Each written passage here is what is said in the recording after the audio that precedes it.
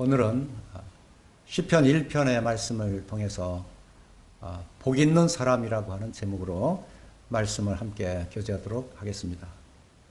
우리 시편 1편 1절부터 말씀을 읽겠습니다.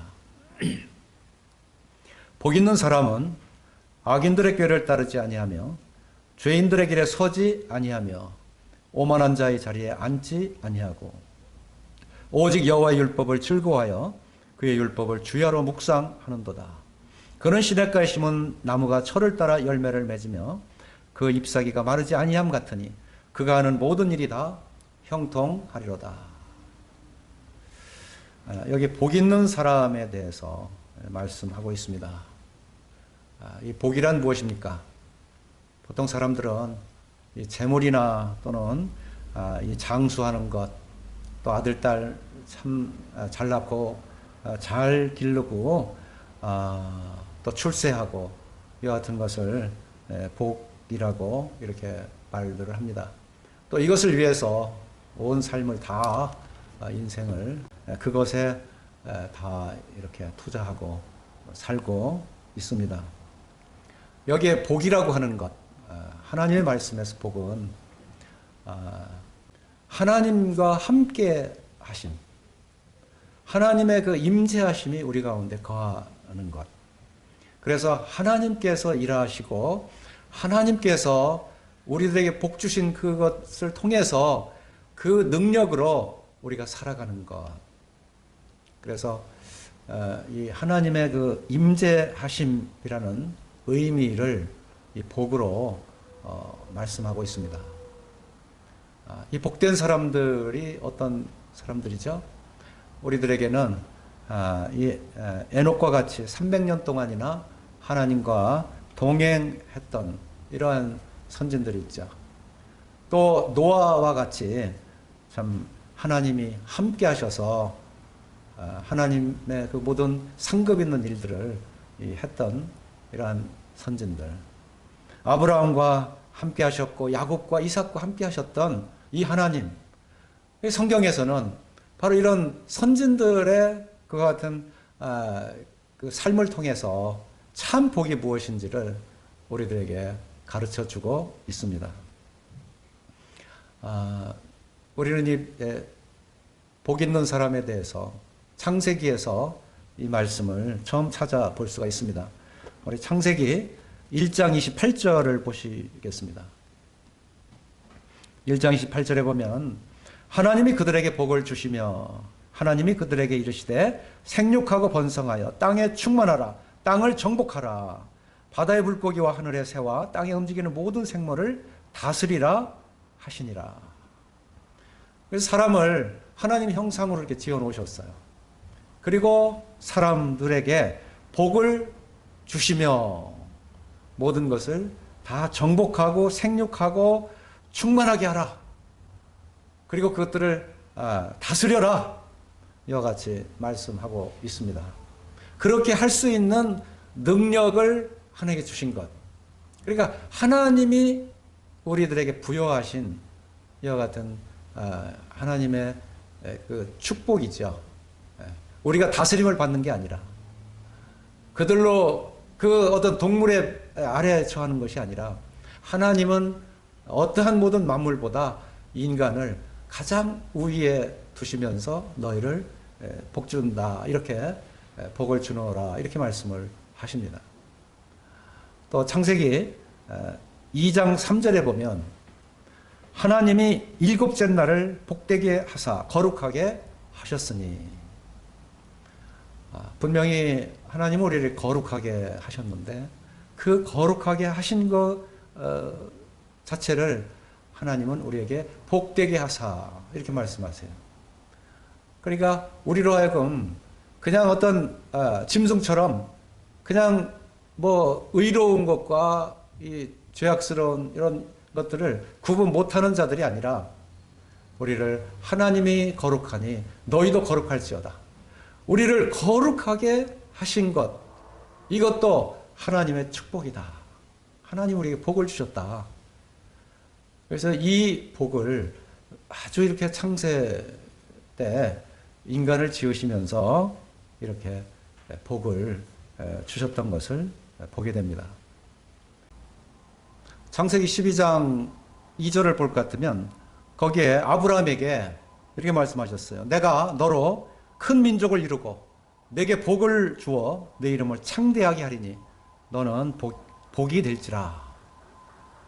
개역에는 복의 근원이 될지라 이렇게 말씀하고 있는데, 이 복의 근원이 되는 이 아브라함, 그것은 아브라함 자신이 이 복된 것이 아니라 하나님께서 이 아브라함을 갈대아우르 해서 그 우상의 도시에서 이끌어내셔서 이 아브라함을 하나님이 의롭다고 부르셨어요.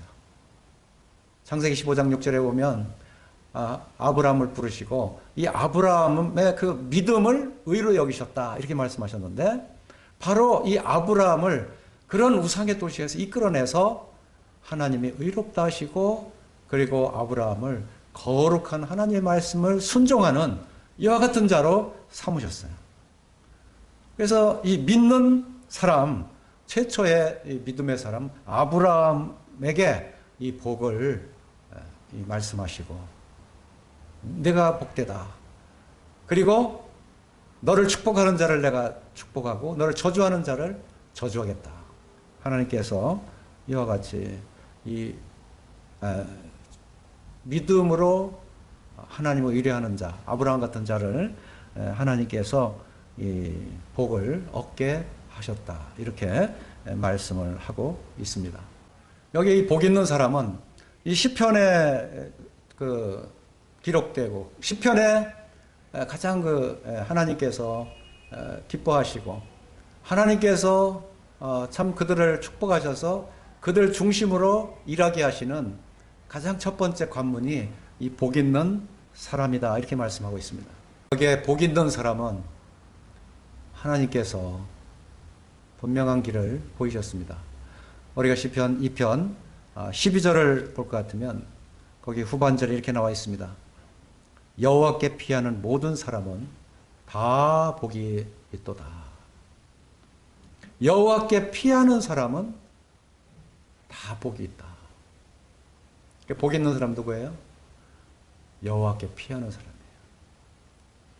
이 세상에 뭐 재물로 지부할 수도 있고 또 어떤 사람을 신뢰하고 어떤 고관을 의지하고 이렇게 내가 그들에게 피하고 그들을 의지하는 이런 사람이 아니라 여호와께 피하는 사람, 여호와를 의지하는 사람, 여호와를 사랑하는 사람, 여호와의 말씀을 내가 순종함으로 여호와 하나님과 함께 살아가는 사람, 이게 여호와께 피하는 사람이에요. 그럼 이 여호와께 피하는 그 방법은 어떻게 하나님께서 주셨을까요? 2편 7절에 이렇게 말씀하고 있습니다. 내가 여호와의 명령을 전하노라. 여호와께서 내게 이르시되 너는 내 아들이라. 오늘 내가 너를 낳았도다. 여호와께서 명령하셨는데 너는 내 아들이라. 오늘 내가 너를 낳았도다. 이렇게 말씀하셨어요. 그 아들이 누구입니까? 물론요, 구약에는 나단 선지자가 말씀한 대로 다윗의 아들 솔로몬을 두고 말씀하고 있습니다만은 하나님의 말씀은요, 바로 우리 주 예수 그리스도, 그분을 예표하고 있는 것입니다. 우리 주 예수 그리스도, 하나님의 아들, 그분을 이 거룩한 산 시온에 하나님께서 세우셨다 그 말입니다. 그래서 2장 12절에 이렇게 말씀하세요. 그의 아들에게 입맞추라. 그렇지 아니하면 진노하심으로 너희가 길에서 망하리니 그의 진노가 급하심이라. 그의 아들에게 입맞추라. 그 아들에게 입맞추는 것. 하나님께서는 나는 길이요 진리요 생명이니 그로 말미암지 아니하고는 아버지께 이를 자가 없다. 바로 그 길 되시는 우리 주 예수 그리스도, 하나님의 아들 독생자, 그분을 우리에게 보내시고 그 아들을 통해서 아버지께 이르게 하셨어요. 그래서 그분과 입맞춤을 해야 되는 것입니다. 하나님이 세상을 이처럼 사랑하사 독생자를 주셨으니 이는 저를 믿는 자마다 멸망치 않고 영생을 얻게 하려 하십니다. 여기에 독생자를 주셨다. 하나님은 그 아들 독생자를 우리에게, 우리 구원을 위해서 내어주신 것입니다. 그래서 이 참된 복이라고 하는 것은 바로 하나님이 명하셔서 그 거룩한 산 시온에 세운 그 아들, 그에게 입맞추는 자, 이들이 바로 여호와께 피하는 사람이다. 그들이 바로 복 있는 자다라고 말씀하고 있는 것입니다. 그래서 이제 시편에 이 복 있는 사람을 이렇게 이제 찾아보면 더욱 명확해져요. 우리가 시편 이제 좀 몇 구절 찾아보십시다. 시편 16편 2절에 볼 것 같으면 거기에 내가 여호와께 아뢰되 주는 나의 주님이시오니 주 밖에는 나의 복이 없다 하였나이다. 주님 밖에는 내 복이 없다 하였나이다. 주님이 우리의 복이세요. 복의 근원 되세요. 그리고 33편 12절에 보면 여호와를 자기 하나님으로 삼은 나라 곧 하나님의 기업으로 선택된 백성은 복이 있도다. 그러니까 하나님의 그 기업으로 선택된 백성, 그들이 이 복이 있는 자들이라는 거예요. 65편에도 주께서 택하시고 가까이 오사 주의 뜰에 살게 하신 사람은 복이 있나이다. 그러니까 이 주님의 뜰이라고 하는 거예요. 주님이 거하시는 바로 그 앞에 함께 주님과 동행하는 거예요. 그들이 복이 있는 자다. 이제 시편 73편에도 이제 이 복 있는 자를 정의할 때 이렇게 말씀하십니다. 73편 28절에 하나님께 가까이함이 내게 복이라. 내가 주 여호와를 나의 피난처로 삼아 주의 모든 행적을 전파하리이다. 여기에 하나님께 가까이함이 내게 복이라 그랬습니다. 그게 복된 사람은 하나님이 처음부터 창조할 때 그냥 두셨으면 복이 없어요. 그러나 하나님께서 그에게 복을 주셨고 또 일곱째 날을 복되게 하셔서 거룩하게 하셨고 아브라함을 불러서 복의 근원이 되게 하시고 계속 이렇게 하나님께서는 하나님이 함께 하심으로 복 있는 사람이라고 하는 것을 계속 가르쳐 주고 있습니다. 우리 시편 84편 4절을 보겠습니다. 주의 집에 사는 자들은 복이 있나니 그들이 항상 주를 찬송하리이다. 주께 힘을 얻고 그 마음에 시온에 대류가 있는 자는 복이 있나이다. 만군의 여호와여 주께 의지하는 자는 복이 있나이다. 84장 12절 이렇게 말씀하고 있어요. 그래서 시온에 대로가 있다는 것은 이 시온은 바로 예루살렘, 하나님의 그 도성, 우리의 영적 하늘에 있는 그 예루살렘을 우리에게 주셨죠. 그곳에 임한 그 그리스도를 통해서 우리에게 크신 은혜를 베푸셨습니다. 그래서 그 대로가 있다고 하는 것은 그 우리 주님께 이르는 그 길이 되신 주님 앞에 이 교제가 아주 소통이 잘 되는 거예요. 이게 시온의 대로가 있다고 이렇게 말씀을 드릴 수가 있겠습니다. 시편 133편 3절을 보면 헐몬에 있으리 시온의 산들의 내림 같도다. 거기서 여호와께서 복을 명하셨나니 곧 영생이로다. 이 시온의 산 여호와께서 거기에 이 복을 명하셨다. 딱 정한 장소가 있어요. 시온산. 거기에 하나님께서 그곳에 영생을 허락하셨어요. 시온산, 거룩한 산, 그곳에 우리 주 예수 그리스도께서 십자가에서 우리를 다 구속하시고 피 흘려 돌아가심으로 우리의 모든 죄를 구속했다 그래요. 속해줬다 그 말이에요. 성경대로 사흘 만에 다시 살아나신 우리 주님, 바로 거기에 영원한 생명이 있다고 하는 것입니다. 이렇게 복 있는 사람을 하나님께서 분명한 말씀을 하시고 이제 우리 주 예수 그리스도께서 이 땅에 오셨을 때 이 많은 이방 사람들에게도 복음을 계속 전파하셨습니다. 그때 우리 주님을 영접할 수 있는 비결, 그것이 바로 마태복음 5장에 나온 바로 이 팔복입니다. 심령이 가난한 자는 복이 있나니, 이렇게 말씀이 되잖아요. 그러니까 심령이 가난해야 바로 우리 주 예수 그리스도를 영접하고 하나님께 나아갈 수가 있는 것입니다. 그래서 이렇게 주님을 영접하고 하나님 앞에 나아가는 자들, 이러한 자들에게 우리 주 예수 그리스도를 통해서 우리에게 신령한 복을 허락하신 것입니다. 이 신령한 복은 하늘로부터 내려주시는 것입니다. 우리가 에베소 1장 3절에 보실 것 같으면 거기에 찬송하리로다, 하나님 곧 우리 주 예수 그리스도의 아버지께서 그리스도 안에서 하늘에 속한 모든 신령한 복을 우리에게 주시되, 하늘에 속한 모든 신령한 복을 주시되, 이것이 우리 주 예수 그리스도를 영접한 사람들, 이러한 영접하는 자 곧 하나님의 자녀된 자들에게는 하나님의 이 자녀가 되는 특권을 이렇게 허락하셨는데, 그것이 하늘로부터 부어주는 신령한 이러한 복입니다. 신령한 복이라고 하는 그 안에는 말로 다 할 수 없는 축복이 있죠. 왜? 하나님이 근원이시니까. 하나님의 모든 속성을 우리에게 다 주셨어요. 참 바로 이러한 이 하나님의 복을 받은 자, 그 복을 누리는 자, 이들을 통해서 우리 주님은 계속 복음을 전파하셨습니다. 세례 요한이 복음을 전파했어요. 사도 바울이 복음을 전파했습니다. 또 우리 사도 요한이, 또 많은 제자들이 다 우리 주님을 계속 전파하셨습니다. 이 바로 전파된 그 소식이 무엇입니까? 이 좋은 소식, 기쁜 소식, 이것이 바로 복된 소식, 이 복음이라고 하는 것입니다.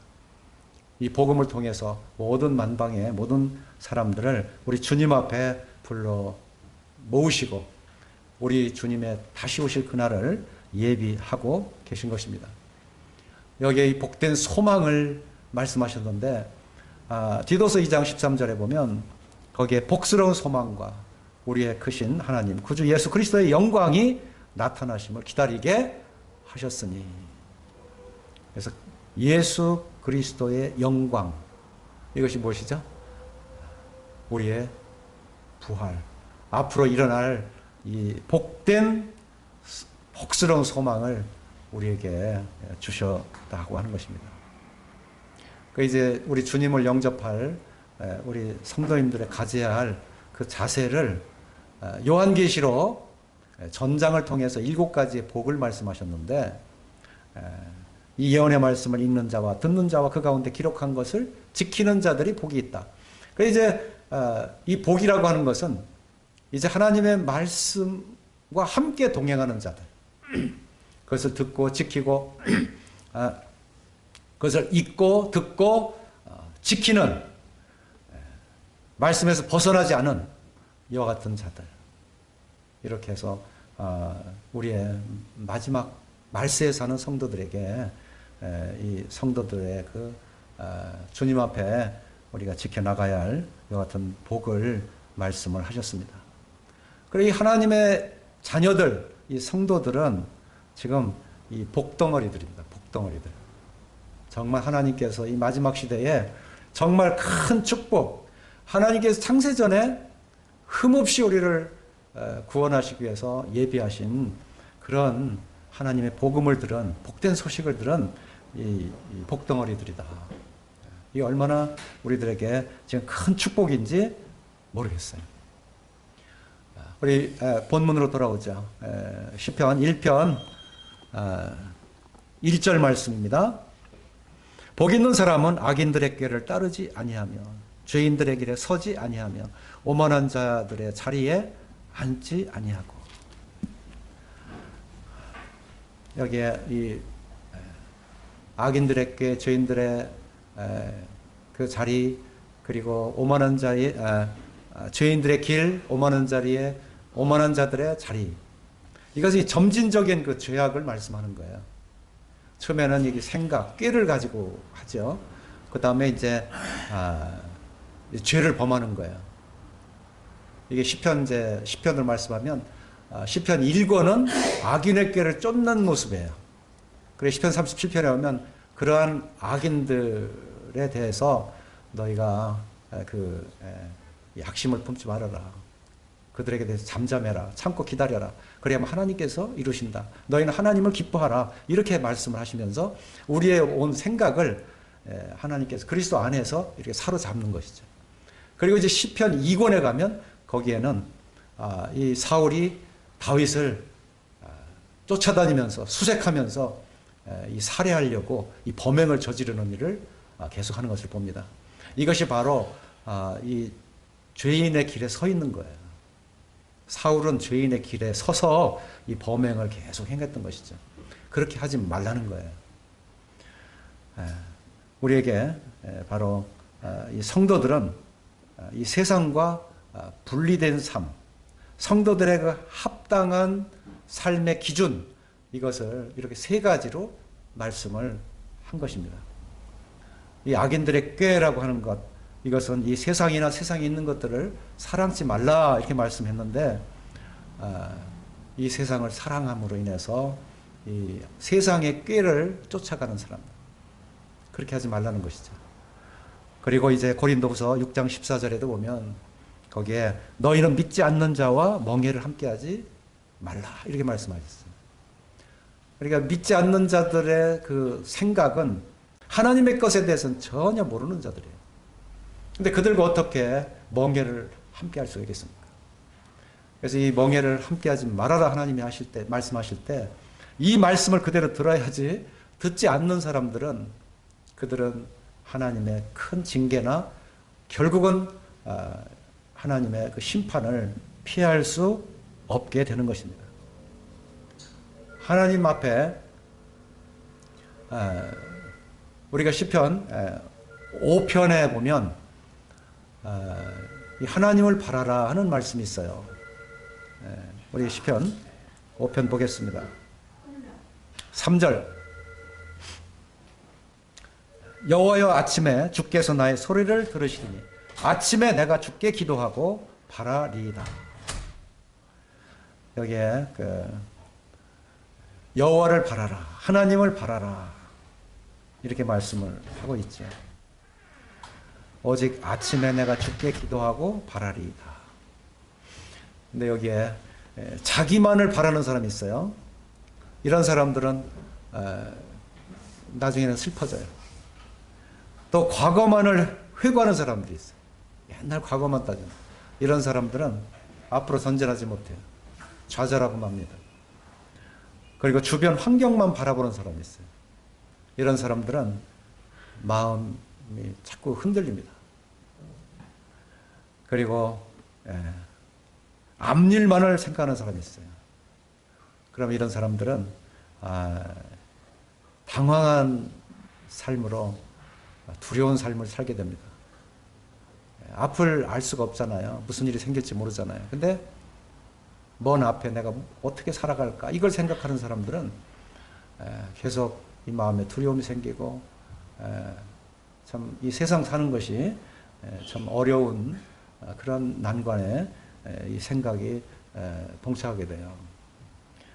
그리고 사람을 바라보는 사람, 우리가 시편 118편 8절이 전 성경에 가장 중앙에 있다고 그랬죠. 거기에는 이 사람을 신뢰하는 것보다 하나님을 신뢰하라. 그리고 고관들을 신뢰함보다 하나님을 신뢰하라. 사람을 의지하지 말라는 것이 이 가장 성경의 중심에 있어요. 그런데 이 사람들을 바라보는 사람은 반드시 실망을 합니다. 그렇게 하지 말라는 거예요. 여기 말씀은 하나님을 바라라.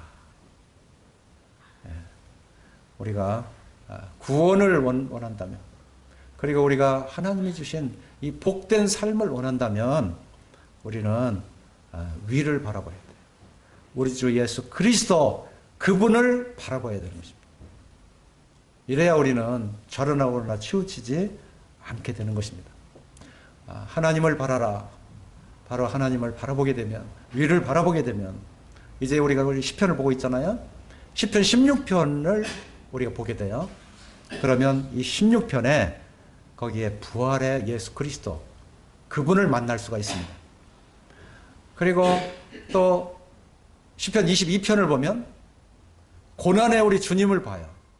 근데 거기에 우리의 고난을 통해서 우리를 구원하신 모든 하나님의 그 크신 그 사랑을 만나게 돼요.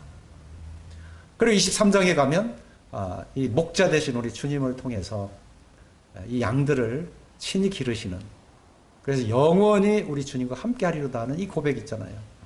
그래서 그 주님을 만나게 되는 것입니다. 그리고 시편 24편에 가서는 이제 왕의, 그 영광의 왕이 누구시냐, 이 영광의 왕 우리 주 예수 그리스도를 우리가 만나게 되는 것입니다. 그때 우리는 이 소망의 주님을 만나고 영원토록 그분과 함께 살아가게 되는 것이죠. 이게 지금 시편 1편 1절에 악인의 꾀를 쫓지 않는 것, 우리의 생각이 그리스도 안에 사로잡혀서 주님과 함께 동행하는 것, 이것을 말씀하는 거예요. 그리고 두 번째, 여기에 죄인의 길에 서지 아니하며 하는 말씀이 있잖아요. 이것은 이 죄인의 길에 서지 않는다. 이 죄인이라고 하는 것은 하나님께서 원하시는 그 뜻, 거기에서 빗나가 있는 거예요. 하나님께서 그 인도하시고자 하는 하나님의 그 심중이 있는데 거기에 그것을 배반하거나 배도하는, 그래서 우상을 섬기거나 다른 신을 섬기거나 이렇게 하나님을 이렇게 떠나는 것이죠. 이런 자들은 하나님께서 용서할 수가 없죠.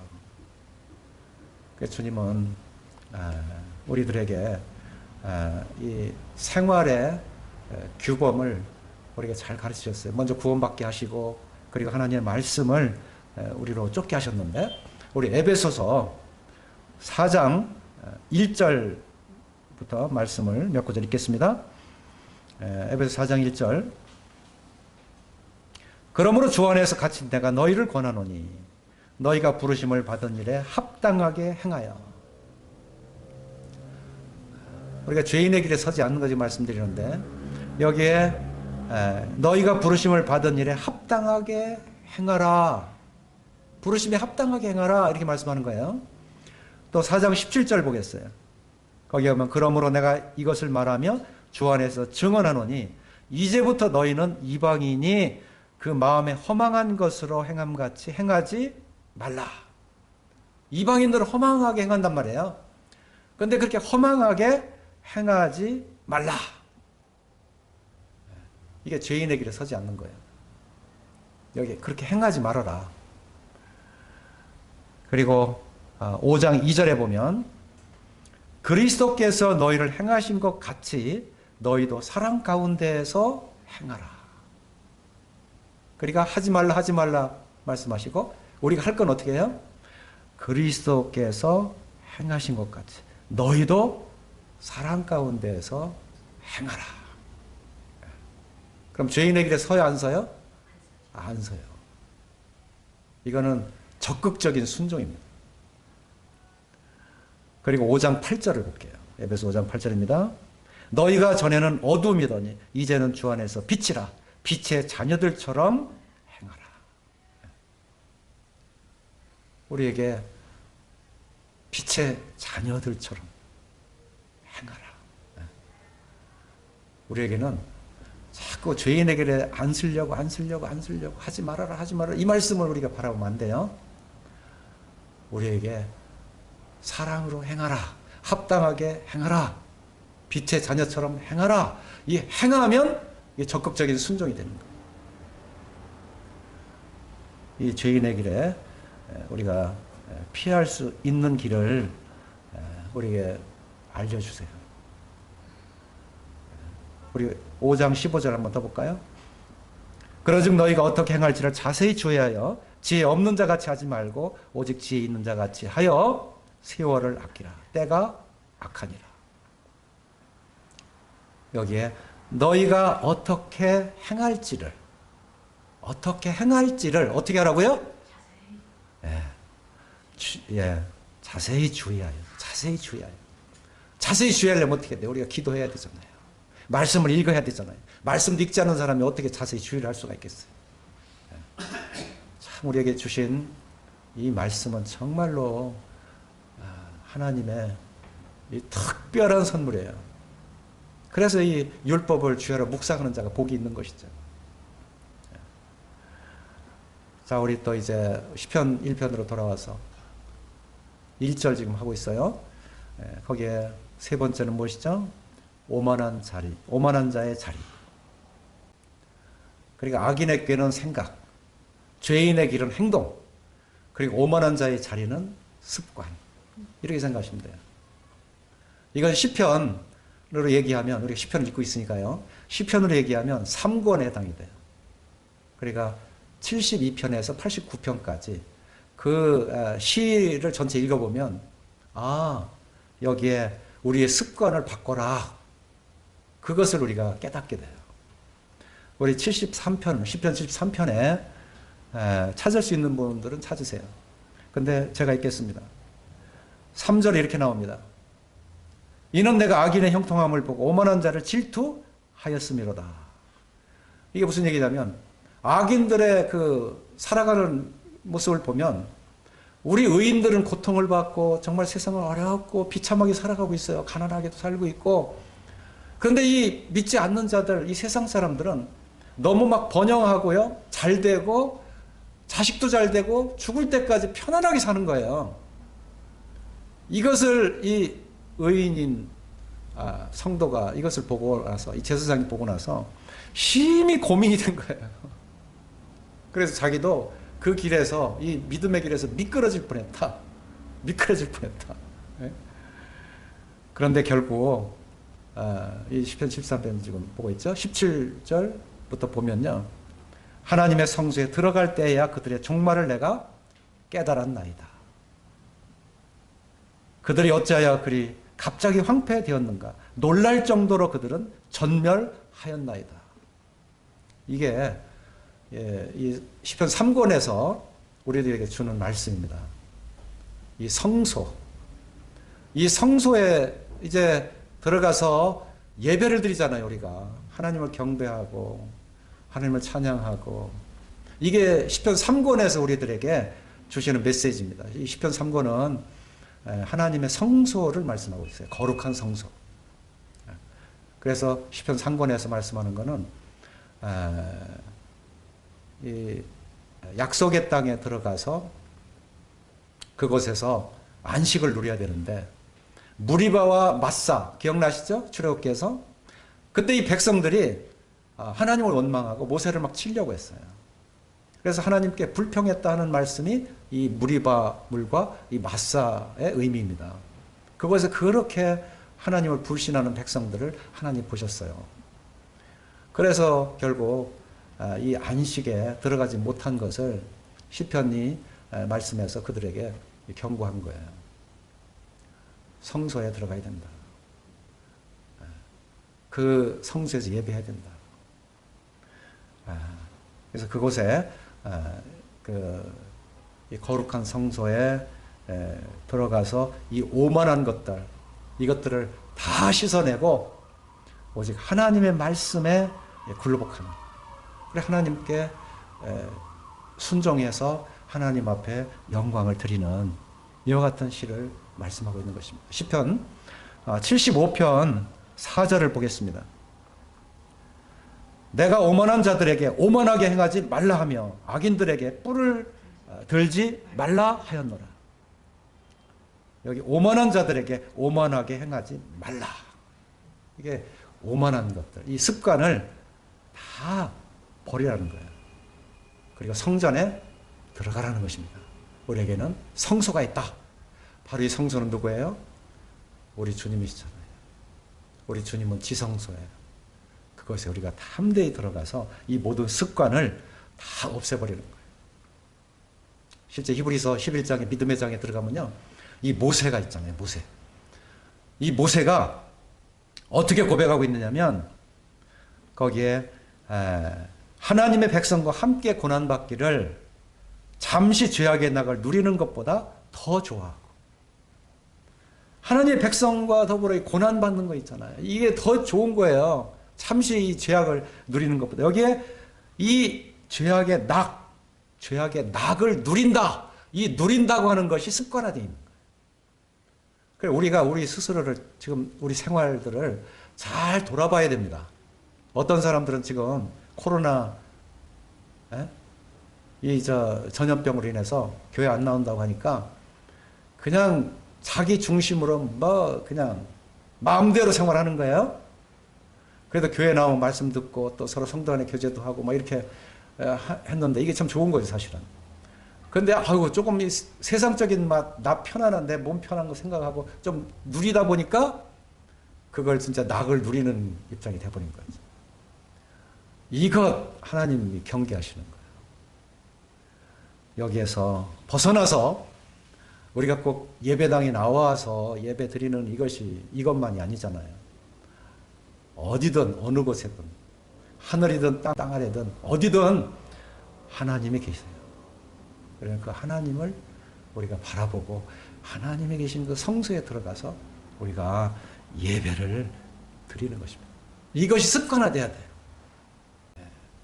모여서 주님을 예배하고 찬양하고 하나님의 사랑에 교제하고 함께 기도하고 함께 나누고 이와 같은 이 거룩한 삶을 우리로 하여금 살아가는 것. 이게 오만한 자의 자리에 앉지 않는 것이다. 여기 누가복음 말씀에 이게 다 이제 여러 사복음서에 기록이 되어 있는데, 이 베드로가 처음에는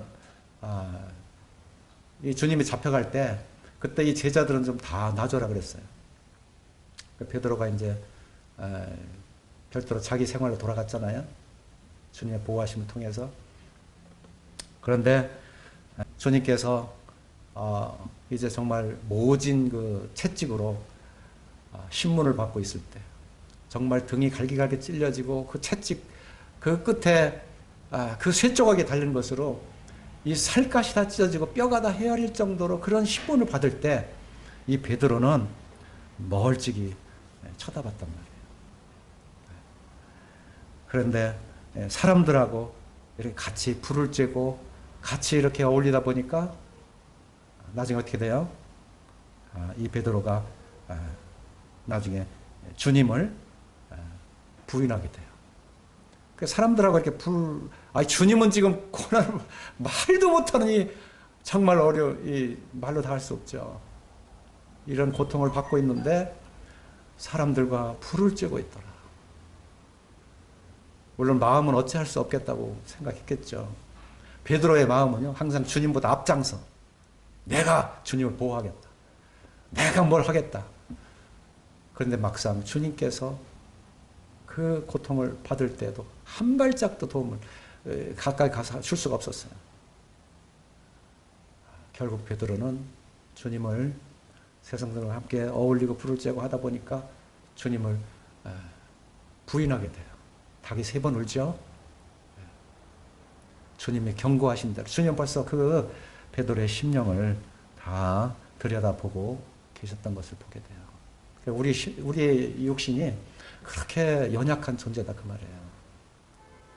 그래서 우리는 이 습관, 처음부터 악인의 꾀, 죄인의 길, 그리고 오만한 자의 자리, 처음부터 단추를 잘 꿰야 돼요. 그래야 우리 주님의 그 길을 우리가 쫓아가는 것입니다. 그럼 우리의 그 주님의 길을 쫓아갈 때 어떻게 해야 되는지 우리 시편 1편 2절을 보겠습니다. 우리 다 같이 한번 읽어볼까요? 2절 시작. 오직 여호와의 율법을 즐거워하여 그의 율법을 주야로 묵상하는도다. 여기 율법을 주야로 묵상한다. 율법이라고 하는 것은요, 10계명 있는 그것만 말씀하는 게 아니에요. 여기 수백 가지의 율법이 있는데 그 중에서 이 죄인들은 하나님의 이 심판하는 그 말씀들을 보아야 되겠지만, 의로운 하나님 앞에 믿음으로 의로운 자들은 그 안에 은혜의 율법이 있어요. 우리 주님께서 다 언약의 피로 이미 다 구속해 주셨고, 그 부활로 인해서 우리로 죽은 자들을 다시 새 생명으로 살려주셨고, 그리고 하나님의 그 사랑이 크셔서 눈동자처럼 보호하셨고 하는 이 율법이 있다 그 말이에요. 은혜의 법이에요.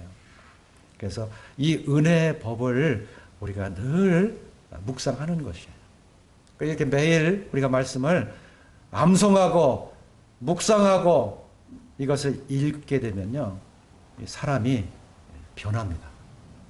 이 묵상이라고 하는 것은 우리의 소화기관 같아요. 그래서 묵상을 하면 할수록 우리 영적인 사람이 변해요. 이 하나님의 그 그리스도를 닮아가요. 이 에베소 4장 15절에 말씀한 대로 15, 16절에 그리스도의 그 참 주님의 그 영광을 이렇게 바라보고 주님을 닮아가게 되는 거예요. 우리에게 이 말씀으로 채워져야 된다.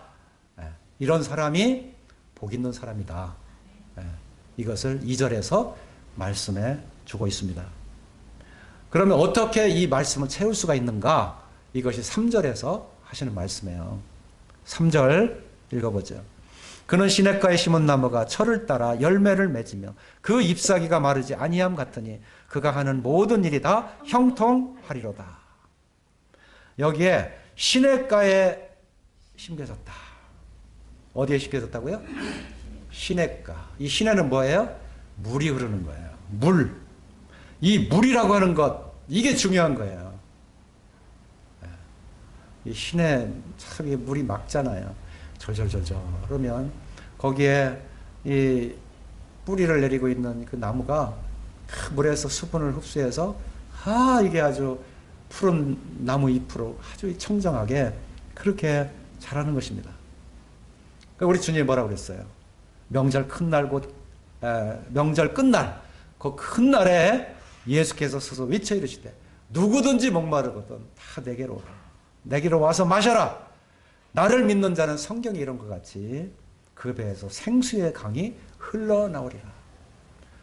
이게 요한복음 7장 37절에 나온 말씀이에요. 우리 주님은 생수의 강입니다. 사마리아 여인을 만났을 때는 생명의 생수입니다. 생명수. 이렇게 우리들에게 직접 이 물이 되셔서, 이 물은 성령을 말씀하는 거예요. 성령. 여기 요한복음 7장 37절에 보면 괄호치고 이건 성령을 가리켜 말씀한 것이다. 이렇게 말씀하고 있어요. 그래서 이 성령을 우리에게 계속 공급하세요. 그러면 포도나무가 이 가지가 그 나무를 떠나서는 열매를 맺어요, 못 맺어요? 못 맺어요. 그래서 나는 포도나무요, 너희는 가지라. 그가 내 안에, 내가 그 안에 거하면 사람이 열매를 많이 맺나니 나를 떠나서는 너희가 아무것도 할 수 없습니다. 우리 주님은요, 우리 생명수가 되시고 또 우리의 그 나무가 되셔서 우리는 그 나무에 붙어 있기만 하면 우리는 열매를 맺어요. 하나님께서 그렇게 우리를 지으셨어요. 그리고 이렇게 말씀을 공급하세요. 그래서 이 뿌리, 시냇가에 붙은 뿌리입니다. 시냇가를 떠난 뿌리가 아니라 시냇가에 붙은 뿌리, 이 뿌리가 이것이 시냇가에 쫙 뻗어 있으면 열매를 맺는데 이것이 시냇가에 붙어 있지 않으면 이것은 열매를 맺을 수가 없다. 이게 굉장히 중요한 부분이에요. 이 뿌리가 뭐예요? 우리 마음, 우리의 중심, 이 마음이 이 주님을 이렇게 바라고 주님의 말씀을 내가 묵상하면서 계속 주님의 말씀의 뿌리를 탁 내리고 있어야 이게 주님 앞에 그 열매를 맺을 수 있는 비결이에요. 3절 다시 보세요. 그는 시냇가에 심은 나무가 철을 따라 열매를 맺으며 그 잎사귀가 마르지 아니함 같으니 그가 하는 모든 일이 다 형통하리로다. 여기에 열매. 이 열매는 성령의 열매, 갈라디아서 우리에게 말씀하고 있죠. 9가지. 사랑과 희락과 화평과 오래 참음과 자비와 양성과 충성과 온유와 절제. 이건 하늘에서 우리에게 주신 것으로 우리가 열매를 맺어야 돼요. 우리가 그럼 이러한 열매를 맺도록 하나님께서 친히 농부가 되셔서 우리를 기르시고 목자가 되셔서 양을 치십니다. 여기 그 행사가 다 형통하리로다. 우리 시편 48편에 보시면 48편 14절에 이 하나님은 영원히 우리 하나님이시니 그가 우리를 죽을 때까지 인도하시리로다. 우리의 뿌리를 시냇가에 이렇게 뻗으셔서 우리 주 예수 그리스도 그분과 함께 하셔서 하나님의 축복을 누리는 모든 일에 그 형통함을 얻는 이런 축복을 누리시기를 바라겠습니다.